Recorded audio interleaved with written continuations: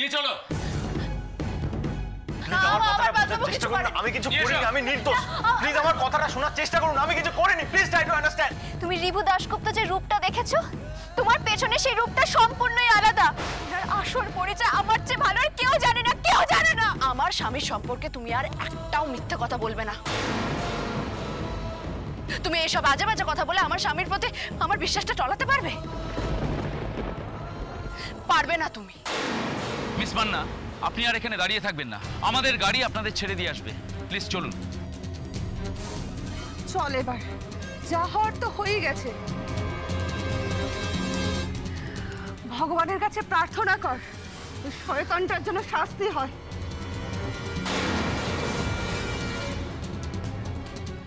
চলুন এবার, অনেক তো নাটক হলো, আর কেন? আপনারা উঠুন।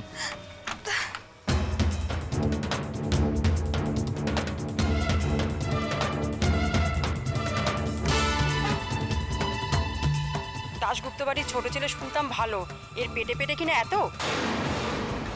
আজকাল বাইরের থেকে দেখে কিছু বোঝা যায় নাকি? কাগজ খুললেই তো শুধু এইসব খবর। পাড়ার এই একটা ফ্যামিলিকে সবাই ভালো বলতো, কিন্তু সেই ফ্যামিলির ছেলেও যে এরকম, এটা কিছুতে বিশ্বাস করতে পারছি না। বাড়ির মেয়েদেরকে এই জন্যই সামনে রাখতে হয়, কখন যে কার মন বিগড়ে যায়।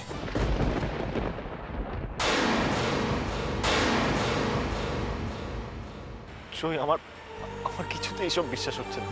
কয়েক মুহূর্ত আগে আমার পৃথিবীটা কত সুন্দর ছিল, হঠাৎ করে নিমেষের মধ্যে সবকিছু কেমন চুরমার হয়ে গেল।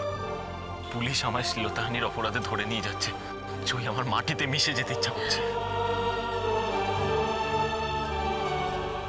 এই মুহূর্তটা দেখবো বলে আমি কতদিন অপেক্ষা করেছি। এখন দেখি জয়ী, এই অপমানের হাত থেকে তুমি কেমন করে বাঁচাও তোমার বাঁধ বাবুকে। বাবু, তুমি একদম চিন্তা করো না। আমি তোমাকে কথা দিলাম যে বা যারা তোমাকে ফাঁসানোর চেষ্টা করেছে, আমি তাদেরকে ছাড়বো না। ছাড়বো না আমি তাদেরকে। আমি তাদের বিরুদ্ধে প্রমাণ জোগাড় করব। আমি প্রমাণ করে দেব এই জঘন্য অপরাধ তুমি করোনি। কিন্তু তুমি একা কেন জয়? বাড়ির সবাই, আমার বাবা মা দাদা বৌদি, ওরা কেন বাইরে আসছে না? কেন বাইরে বেরিয়ে এসে চিৎকার করে বলছে না আমি এই কাজটা করতে পারি না জয়, আমি এই কাজটা করিনি? ওদেরকে আমার উপর একটু বিশ্বাস নেই? ওরা আমার জন্য এতটাই লজ্জিত? না বাবু, তুমি এমন ভেবো না। আমরা সবাই তোমার পাশে আছি, সবাই। Enough is enough. এভাবে সারা রাত রাস্তায় দাঁড়িয়ে সলা পরামর্শ করবেন, আমি সেটা অ্যালাউ করতে পারছি না। চলুন, এই নিয়ে ওঠো গাড়িতে, চলো। আপনারা প্লিজ একবার বোঝান। চলো চলো শিগগির, চলো চলো। ও কিছু করেনি। আমি কিছু করিনি, আমি নির্দোষ, আমি কিছু করিনি। আপনি আমার কথাটা একবার শুনুন।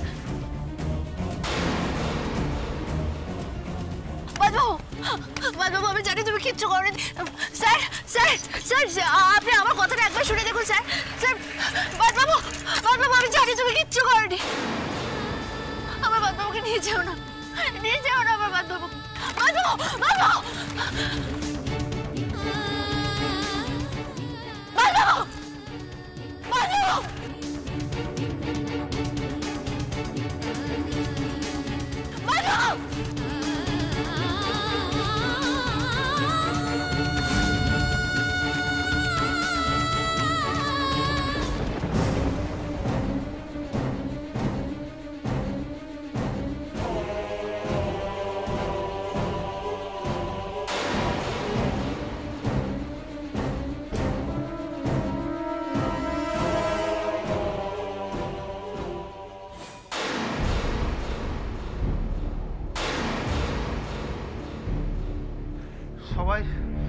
সবাই কি তোমরা পাথর হয়ে গেছো? হ্যাঁ ভাই, পাথরই তো হয়ে গেছি। আমাদের রিভুর উপর কোনোদিন কেউ এরকম একটা অ্যালিগেশন আনতে পারে কখনো ভাবতেও পারিনি স্বপ্নে। কিন্তু এখন তো তোমাদের চুপ করে বসে থাকলে চলবে না। তোরা যা, যত তাড়াতাড়ি পারিস থানায় যা, গিয়ে আমার রিভুকে ফিরিয়ে আনার ব্যবস্থা কর। থানায় চলে যা। তুমি একটা কিছু ব্যবস্থা করো না, যত শিগগির পারো আমার ছেলেটাকে আমার কাছে ফিরিয়ে এনে দাও। একটা কিছু ব্যবস্থা করো। এতদিন ধরে রিভু আর জয়ী অন্যের চরকায় তেল দিয়ে এসেছে। আমার মেয়েটার বিয়েটা পর্যন্ত ভেঙে দিল। কি না সুকুমার ছেলেটা নাকি খারাপ চরিত্রের ছেলে। এবার কি হলো? হ্যাঁ, এবার তো নিজের চরিত্রটাই সবার সামনে প্রকাশ পেয়ে গেল। এবার কি হবে?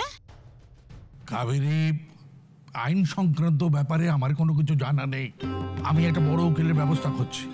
আর রিভুর বিরুদ্ধে ওরা যে অভিযোগটা এনেছে এত সহজে ছাড়বে বলে তো আমার মনে হয় না। আমি বিভাসকে ফোন করছি। বিভাসের বর্দা হচ্ছে একজন বড় লয়ার, দেখি সে কি করতে পারে। সেজমা, তুমি অর্জুনকে খবর দাও, ওকে তাড়াতাড়ি চলে আসতে বলো। হ্যাঁ বাবা, আমি বর্দা ভাইকে এক্ষুনি ফোন করছি। জয়টাও তোদের পেছন পেছন ছুটতে ছুটতে বেরিয়ে গেল। নাটক নাটক নাটক করলো। সব ব্যাপারে নাটক না করলে তো ওনার চলে না। না, এই যে রিভুর চাকরি নেই এই কথাটা তো এতদিন ধরে আমাদের জানায়নি। জানালে তো এত কিছু হতো না। এই সব কিছুর জন্য ছোট বৌমাই দায়ী। কাকিমণি, কি বলতে চাইছো তুমি? আমি এটাই বলতে চাইছি যে আগুন না থাকলে তো ধোঁয়া হয় না।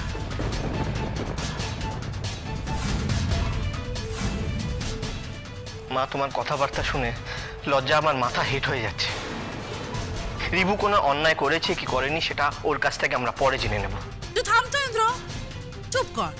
রিভু যে আমাদের সত্যি সত্যি কাজটা করে ফেলেনি তার কি কোনো নিশ্চয়তা আছে? আছে কি? আর সেই জন্যই তো বলছি ছোট বৌমা হয়তো সবটাই জানে, জেনে শুনে নাটক করে এখন রিভুকে বাঁচানোর চেষ্টা করছে।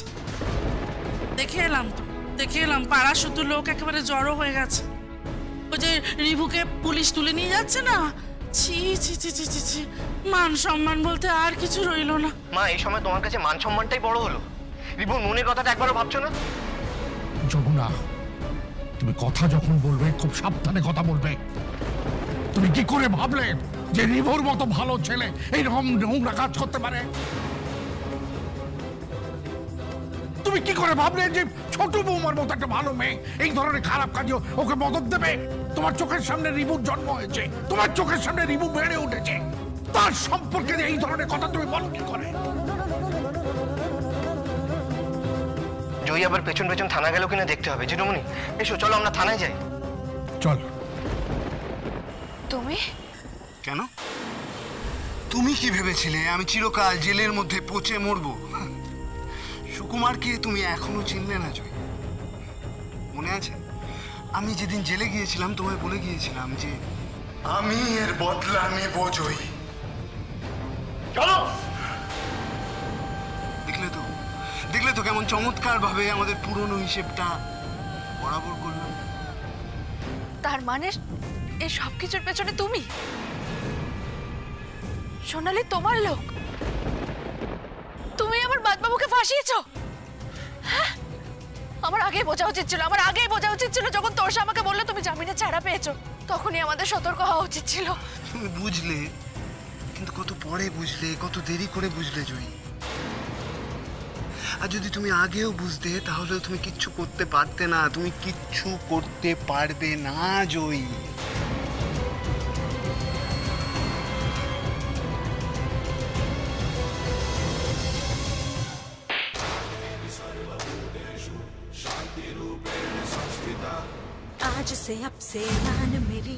আমার এই থাপ্পড়টা তুমি মনে রেখো সুকুমার, আর এটাও মনে রেখো আমি আমার স্বামীকে ঠিক ফিরিয়ে আনবো আর হিসেব বরাবর করব। তোমার এই থাপ্পড়টা আমি চিরজীবন মনে রাখবো জয়ী। তবে এই থাপ্পড়টা তোমার কাছে, তোমার দাশগুপ্ত পরিবারের কাছে 1000 গুণ হয়ে ফেরত আসবে। তখন আমায় কিচ্ছু বলতে এসো না। তুমি নিশ্চিন্তে থাকতে পারো, আমি তোমার মতো নোংরা ছেলেকে কোনোদিন কিচ্ছু বলতে আসবো না, কিচ্ছু না। শুধু এটা মনে রেখো, আগেও যেমন তোমার নোংরা উদ্দেশ্যটা আমি ব্যর্থ করেছিলাম, এবারও ঠিক তাই করব। আমি আমার স্বামীকে কলঙ্কমুক্ত করবই। তোমার জায়গা হবে জেলের অন্ধকারে, তুমি কখনো পার পাবে না, কখনো না।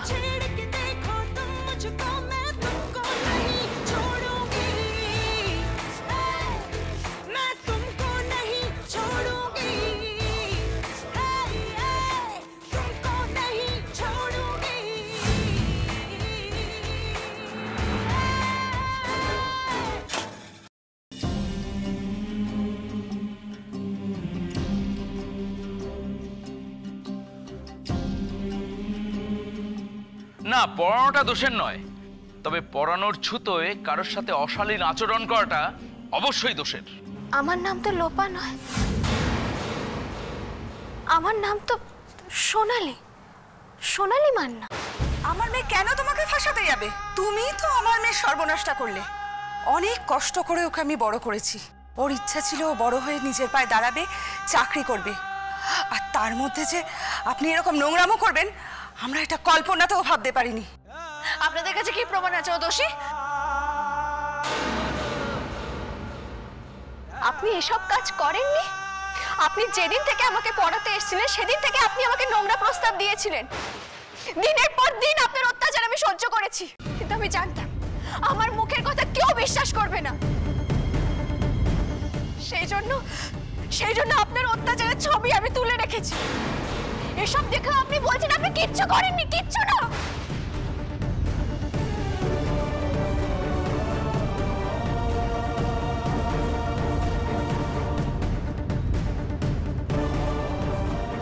কেন কেন কেন আমার সঙ্গে এরকম হলো? কেন?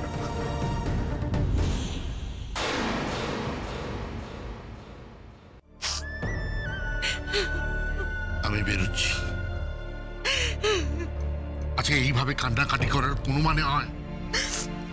তুমি টাকা পয়সা ঠিক মতো নিয়েছো তো? জেঠুমনি, টাকা পয়সা আমার কাছেও আছে। তুমি চলো, তাড়াতাড়ি চলো, দেরি হয়ে যাচ্ছে। চল। ওই তো জয় এসে গেছে।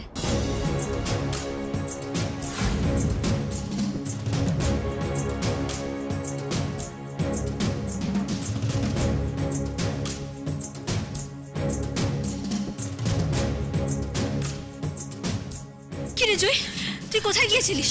সুকুমার।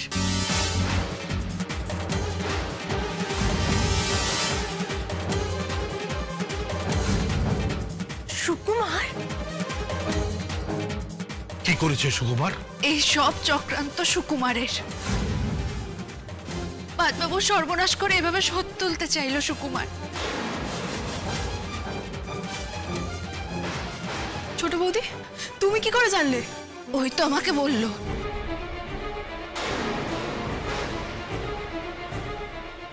একদম বাজে কথা বলো না তো।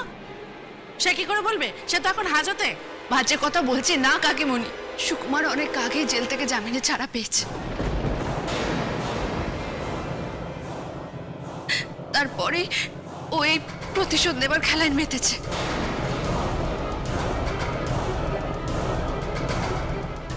সাংঘাতিক ব্যাপার।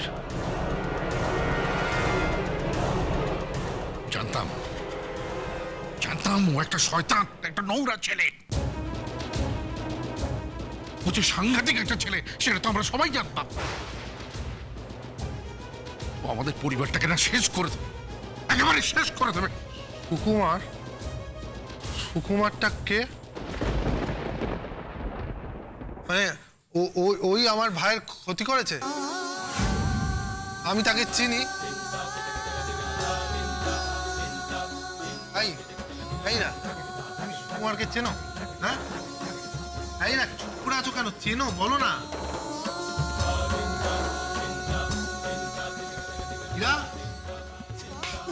কে সুকুমার? কে? অগ্নি। হ্যাঁ অগ্নি, আমি তোমাকে সব বলবো। অগ্নি, তুমি এখন শান্ত হও, চুপ করো। আমি তোমাকে সবটা বলবো, সব। ছোট বৌদি, ওই শয়তানটা কি এখানে এসেছিল? কোথায় দেখা হয়েছে তোমার সাথে? বাইরে, রাস্তায়। মনে হলো বাদবাবুর এই সর্বনাশটা দেখে খুব আনন্দ পেয়েছে। কিন্তু আমি ওকে বলে এসেছি, এবারেও আমি ওকে উপযুক্ত শাস্তি দেব।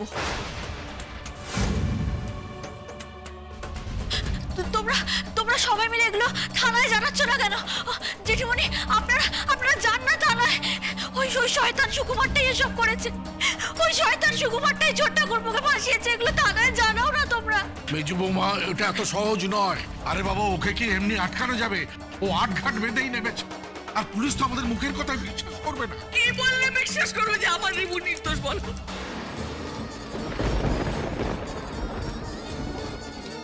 জেঠিমণি তুমি একটু শান্ত হও।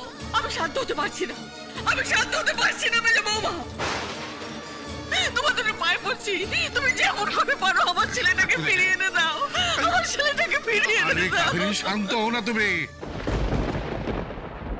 উমা তুমি চিন্তা করো না, আমি থানায় যাব, দরকার হলে আমরা সবাই সবাই সবাই মিলে থানায় যাব। ভাইয়ের কিচ্ছু হবে না, কিচ্ছু হবে না, আমার ভাইয়ের কিচ্ছু হবে না। না অগ্নি, না, তুমি তুমি যাবে না। যাবো না? না তুমি যাবে না। আমি জানি অগ্নি, তোমার ভাইয়ের জন্য তোমার প্রাণটা কতটা ছটফট করছে। তুমি একজন সুস্থ স্বাভাবিক মানুষের মতোই ওর পাশে দাঁড়াতে চাইছো, কিন্তু সুকুমার যদি তোমাকে সবকিছু বলে দেয়, তুমি সেটা সামলাতে পারবে না। এইরা আমি যাব না কেন? ও বাবা, আমি যাব না কেন বলো না, আমায় নিয়ে চলো না। ভাইয়ের এরকম অবস্থা, আমি যাব না। ও বাবা, আমায় নিয়ে চলো না। না শেস্তা ভাই, আমরা তোমাকে নিয়ে যাব না, তুমি আমাদের সঙ্গে যেও না। তোমরা নিয়ে যাবে না মানে? তুমিও কি এত রাতে এদের সঙ্গে থানায় যাবে নাকি? হ্যাঁ কাকিমণি, আমাকে যে যেতেই হবে। এখন তো ওর আমাকে সবচেয়ে বেশি দরকার। আমি যদি ওর পাশে না থাকি তাহলে কি করে হবে? না না, আমাকে যেতেই হবে কাকিমণি। ছোট বৌমা, তোমার যাওয়ার কোনো দরকার নেই। আমি বলি কি যে এইসব থানা পুলিশের ব্যাপার, এগুলো না হয় আমরাই সামলে নেব। বাবা বাবা, আমি আপনার কাছে হাত জোড় করছি, আমাকে যেতে বারণ করবেন না বাবা। আমি বাবার কাছে না গেলে ও কিছুতেই শান্তি পাবে না, ও কিছুতেই মনে সাহস ফিরে পাবে না। ওকেও তো এই লড়াইটার জন্য তৈরি হতে হবে বাবা। বাবা আমাকে যেতে বারণ করবেন না আপনি। হ্যাঁ জেঠুমনি ঠিকই বলেছে, ওকে আমাদের সঙ্গে নিয়ে চলো। রিভুর ওকে পাশে দরকার। তুই থাম না বাবু, তোর এত ফটর ফটর করার কি দরকার? আমরা বড়রা সবাই যখন বারণ করছি তখন। মা তুমি চুপ করবে? জয় যখন ছুটে বেরিয়ে গেছিল বাড়ির থেকে রিভুর পেছন পেছন, তখন তো ওকে আটকালে না, এখন আটকাচ্ছ কেন? জেঠুমনি চলো না, আমরা তাড়াতাড়ি যাই, দেরি হয়ে যাচ্ছে। চল।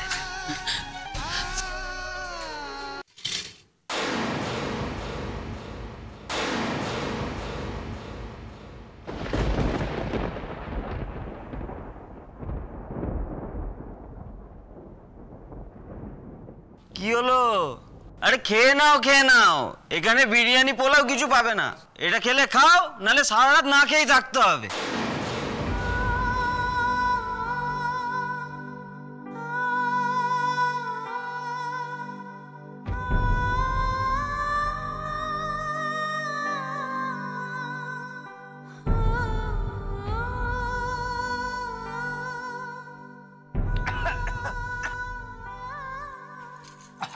আরে জল দাও না। না না, জল নয়, জলে হবে না। একটু সাদা ভাত ওকে দলা পাকিয়ে দাও।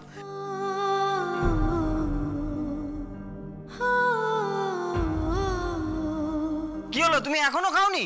স্যারকে কি এখন রিপোর্ট করবো? মেয়েটা সর্বনাশ করে আবার খাওয়া নিয়ে বায়না, লজ্জাও করে না। জয়, আমি জানি না ভগবান কোন অপরাধের শাস্তি আমাকে দিচ্ছেন। কেন লোপা আমাকে এত বড় অপবাদ দিল? কার সঙ্গে চক্রান্ত করেও এমনটা করলো? জয়, আমার যে তোমার সামনে নিজেকে মাথা উঁচু করে দাঁড় করাবার ক্ষমতাটুকু আর রইল না। আমি যে শেষ হয়ে গেলাম জয়, আমি যে শেষ হয়ে গেলাম। দাশগুপ্ত বাড়ির ছোট ছেলে শুনতাম ভালো, এর পেটে পেটে কিনা এত। আজকাল বাইরের থেকে দেখে কিছু বোঝা যায় নাকি?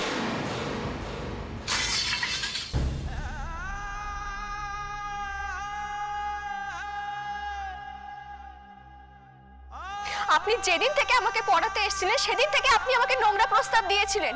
দিনের পর দিন আপনার অত্যাচার আমি সহ্য করেছি। আমি জানি না জয়, আমি তোমার সামনে, সমাজের সামনে কিভাবে মাথা উঁচু করে দাঁড়াবো। জয়, আমি তো আমি তো শেষ হয়ে গেলাম, আমি তো শেষ হয়ে গেলাম। এখন এই অপমান নেবে কি করে বাঁচবো, কি করে?